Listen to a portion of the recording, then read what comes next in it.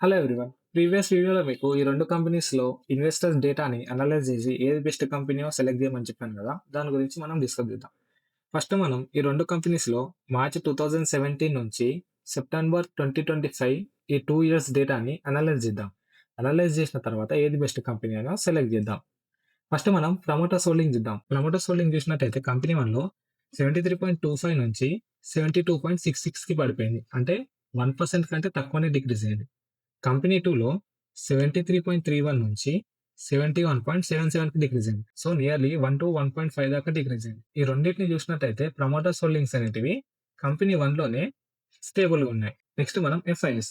మనం company 1లో FIs data చూసినట్టయితే 10.96 నుంచి 8.25కి పడిపోయింది. అంటే 2% డిక్రీజ్ అయింది. కంపెనీ 2లో 16.90 నుంచి 10.33కి పడిపోయింది. అంటే కంపెనీ 1లో 2% డిక్రీజ్ అయింది. కానీ కంపెనీ 2లో 16.90 నుంచి 10.33 అంటే 6-7% దాకా డిక్రీజ్ అయింది. 2 కంపెనీలో ఎఫ్ఐఎస్ హోల్డింగ్ అనేది డిక్రీజ్ అయింది. కాకపోతే కంపెనీ 1 కంటే కంపెనీ 2లోనే ఎక్కువ డిక్రీజ్ అయింది. సో మనం దీన్ని బట్టి ఏం కన్సిడర్ చేయొచ్చు? కంపెనీ 1 అనేది స్టేబుల్ కంపెనీ. ఎందుకంటే దీంట్లో 2% డిక్రీజ్ అయింది. కానీ కంపెనీ 2లో 6% దాకా డిక్రీజ్ అయింది ఎఫ్ఐఎస్ హోల్డింగ్. ఇప్పుడు మనం డిఐఎస్ హోల్డింగ్ చూసినట్టయితే కంపెనీ 1లో 5.77 నుంచి 7.86కి ఇంక్రీజ్ అయింది.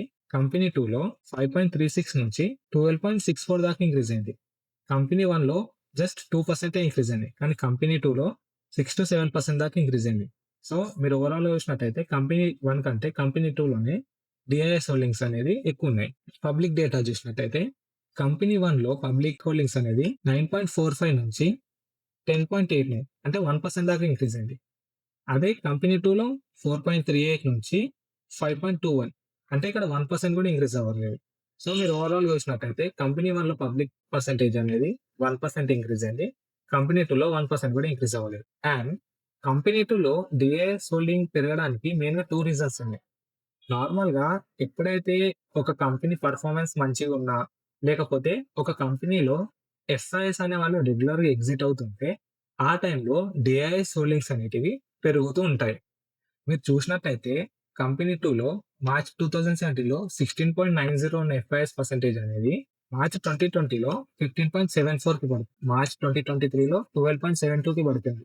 అండ్ సెప్టెంబర్ 2025కి వచ్చేసరికల్లా 10.33కి పడిపోయింది. మీరు ఎక్కడ చూసినా ఎఫ్ఐఎస్ హోల్డింగ్స్ అనేవి డిక్రీజ్ అవుతూ వచ్చినాయి గానీ ఇంక్రీజ్ అవుతూ రాలేదు. సో డిఐఎస్ పర్సెంటేజ్ హెవీగా పెరగడానికి ఈ కంపెనీలో ఇది కూడా ఒక రీజన్ అవుతుంది.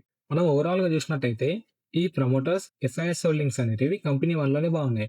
కానీ కంపెనీ 2లో డిఐఎస్ హోల్డింగ్స్ ఇంక్రీజ్ అయినప్పటికీ ఎఫ్ఐఎస్ హోల్డింగ్స్ అనేటివి గ్రాడ్యువల్‌గా డిక్రీజ్ అవుతూ వస్తున్నాయి. సో దీనివల్ల కంపెనీ మీద నమ్మకం అనేది తగ్గుతుంది. అండ్ పబ్లిక్ ఇన్వెస్టింగ్ కూడా కంపెనీ 1లోనే ఇంక్రీజ్ అయింది కాబట్టి కంపెనీ 1 అనేది బెస్ట్ కంపెనీ అని అనుకోవచ్చు. సో మీరు ఇంకోటి కరెక్ట్‌గా అబ్జర్వ్ చేసినట్టయితే నంబర్ ఆఫ్ షేర్ హోల్డర్స్ అనేవాళ్ళు 2017లో కంపెనీ 1లో 2.4 లాక్స్ ఉన్నారు. అదే కంపెనీ 2లో 6.3 లాక్స్ ఉన్నారు. అంటే 2017లోనే కంపెనీ 1 కంటే 3 టైమ్స్ ఎక్కువ షేర్ హోల్డర్స్ కంపెనీ 2లోనే ఉన్నారు.